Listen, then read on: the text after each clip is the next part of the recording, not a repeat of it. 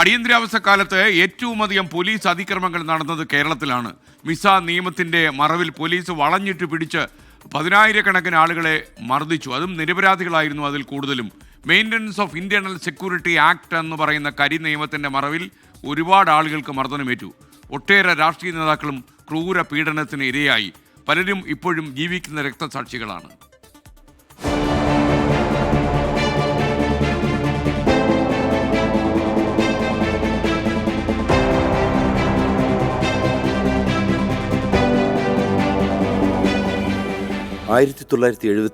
June 25 ഇന്ത്യയിൽ ജനാധിപത്യത്തിന് കത്രിക പൊട്ടിട്ട രാത്രി. കേരള പോലീസിന് ലഭിച്ചത് എന്തും എങ്ങനെയും ചെയ്യാനുള്ള അന്ധമായ അധികാരം.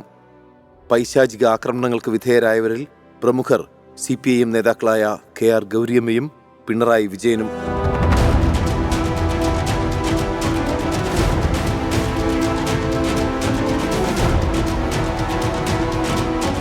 ഗൗരിയമ്മ പിന്നീട് നടത്തിയ വെളിപ്പെടുത്തൽ മാത്രം മതി അടിയന്തരാവസ്ഥക്കാലത്തെ ഭരണകൂട ഭീകരതയുടെ നേർചിത്രം മനസ്സിലാക്കാൻ.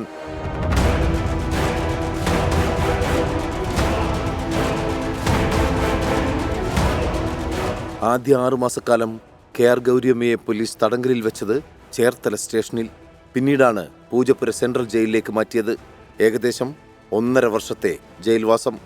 അടിയന്തരാവസ്ഥക്കാലത്ത് തടവിൽ കഴിഞ്ഞ സ്ത്രീകളുടെ പട്ടിക വളരെ വലുതാണ്. സുശീല ഗോപാലൻ, മന്ദാകിനി നാരായണൻ, വിനോദിനി അമ്മ, അങ്ങനെ കുറേ പേർ.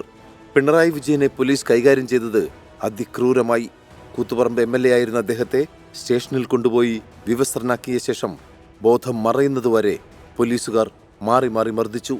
ജയിൽ മോചിതനായ ശേഷം നിയമസഭയിലെത്തിയപ്പോൾ ചോരയിൽ മുങ്ങിയ വസ്ത്രം ഉയർത്തിക്കാട്ടിയാണ് പിണറായി വിജയൻ പ്രതിഷേധമറിയിച്ചത്.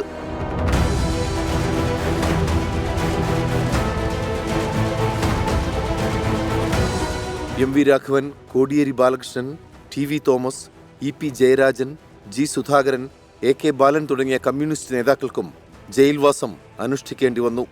വിവിധ ജില്ലകളിൽ നിന്നായി പോലീസ് 10,000-കണക്കിന് നിരപരാധികളെ തുറുങ്കിലടച്ചത് മിസ നിയമം ദുരുപയോഗം ചെയ്ത്. സംഘപരിവാർ നേതാക്കളായ KG Marar, P Parameswaran, Vaikom Gopakumar, C Sadasivan തുടങ്ങിയവരും അടിയന്തരാവസ്ഥക്കാലത്ത് തടവിൽ കഴിഞ്ഞതായി രേഖകളുണ്ട്. ഇന്ദിരാഗാന്ധിയെ കഥാപ്രസംഗത്തിലൂടെ അതിനിശിതമായി വിമർശിച്ച കാഥികൻ V സാംബശിവനെ പോലീസ് പിടികൂടി ജയിലിലടച്ചു. തടവിൽ കഴിഞ്ഞത് 1.5 കൊല്ലം. നാടകപ്രവർത്തകൻ T വേണുഗോപാൽ, എഴുത്തുകാരായ കണ്ടോത്ത് നീലകണ്ഠൻ, S ഗോപിനാഥ് തുടങ്ങി ഒട്ടേറെ സാംസ്കാരിക പ്രവർത്തകരും പോലീസിന്റെ ക്രൂരമർദ്ദനത്തിനിരയായി. കോഴിക്കോട് റീജിയണൽ എഞ്ചിനീയറിംഗ് കോളേജ് വിദ്യാർത്ഥി P രാജനെ കസ്റ്റഡിയിലെടുത്ത പോലീസ് കക്കയം ക്യാമ്പിലേക്ക് കൊണ്ടുപോയി കൊലപ്പെടുത്തിയത് അടിയന്തരാവസ്ഥക്കാലത്തെ മനുഷ്യാവകാശ ലംഘനത്തിന്റെ പ്രതീകമായി ഇന്നും നീറിപ്പുകയുന്നു. Research desk 24. P രാജനെ പോലെയുള്ള ആളുകൾ ഇപ്പോഴും നൊമ്പരപ്പെടുത്തുന്ന ഓർമ്മ തന്നെയാണ്.